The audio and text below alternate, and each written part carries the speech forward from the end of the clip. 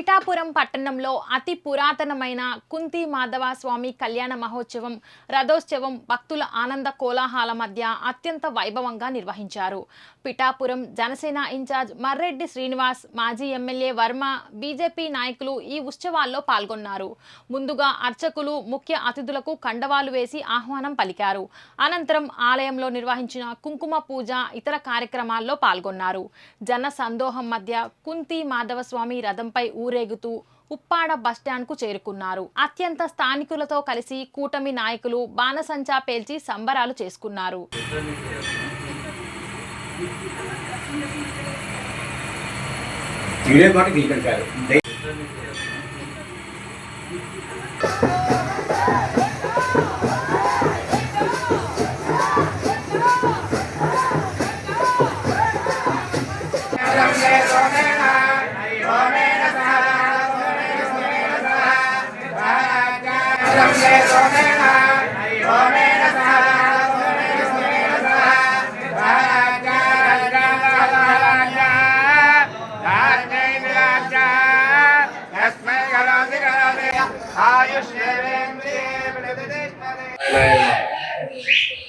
శ్రీ సోమవారి దేవస్థానంలో జరుగుతున్న కళ్యాణ మహోత్సవంలో ఈరోజు 11వ తారీఖు.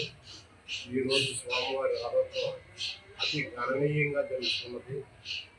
కాబట్టి 50 మందిలో చేసి శ్రీ స్వామివారిని దర్శనం చేసుకున్నారు. వారికి ప్రసాదాలు పంపిణీ చేయడం, మంచినీళ్ళు ఇవ్వడం మొదలగు కార్యక్రమాలు చేయడం జరిగింది. ఈ ప్రాంతం నుంచే కాకుండా ఈ స్వామివారి దర్శించుకుంటూ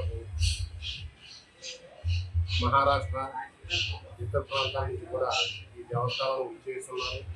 కాబట్టి వారందరికీ కూడా నా హృదయపూర్వక అభినందనలు తెలియజేసుకుంటున్నాను. రాత్రి 10 గంటలకు శ్రీ స్వామివారి రథోత్సవం అతి వైభవంగా జరుగుతుంది. ఈ కార్యక్రమం ప్రజల భక్తులందరూ కూడా ఇచ్చేసి శ్రీ స్వామివారి కృపకు పాత్రలు కాగలరని కోరి ప్రార్థిస్తున్నాను.